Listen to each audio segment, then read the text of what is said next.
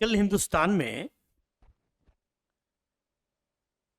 गजब ही खेला कर रहा है आरक्षण की।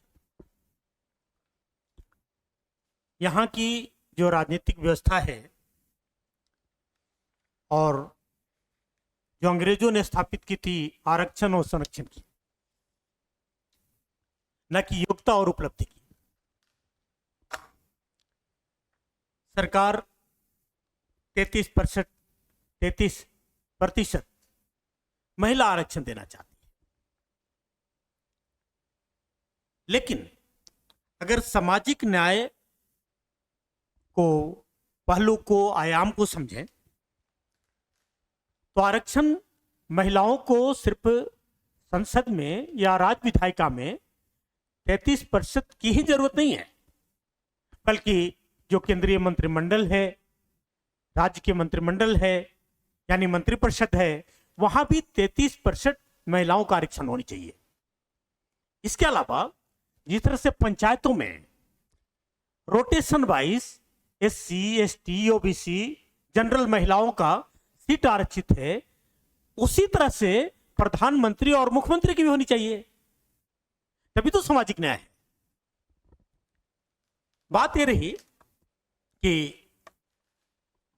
सारी सरकारें संरक्षण और आरक्षण की नीति क्यों अपनाती है?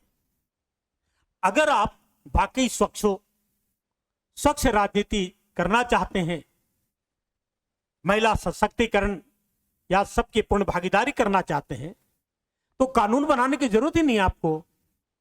आप अपने अपने दल में 33% सीटें दीजिए आप महिलाओं को, SC को, ST को, OBC को, महिलाओं को दीजिए आप खुद।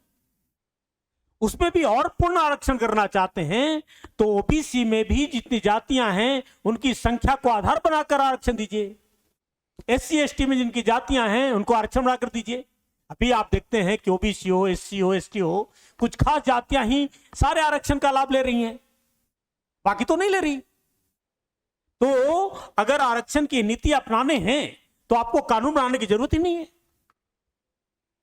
अभी हमारे संसद को ही देखिए, जितने भी राजनीतिक दल हैं, महिला के नाम पर कोई आम महिला नहीं होती, बहुत कमी होती है, रेयर होती है।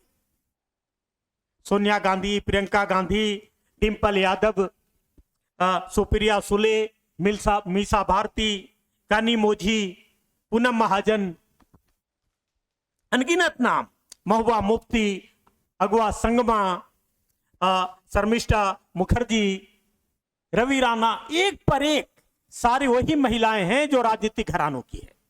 ऐसा इन्होंने तो महिला के नाम पर नहीं दिया कि SC महिला को हमें देना है, ST महिला को देना है। उनके लिए तो एक व्यवसाय हो गए। तो इस पर चाहे भारतीय जनता पार्टी हो, कांग्रेस हो, तृणमूल कांग्रेस हो, सपा हो, बसपा हो, अपने अपने राजनीतिक दल में तो सुधार करके दिखा दो। सिर्फ वोट बैंक के लिए सारा काम करना, यानी एक प्रतिभाशाली और गैर राजनीतिक महिला को दूर रखना है, वैसे व्यक्तियों को रखना है जो उसी के परिवेश के हैं। आप बताइए, ये संरक्षण और आरक्षण की नीति कहां ले जा रही है?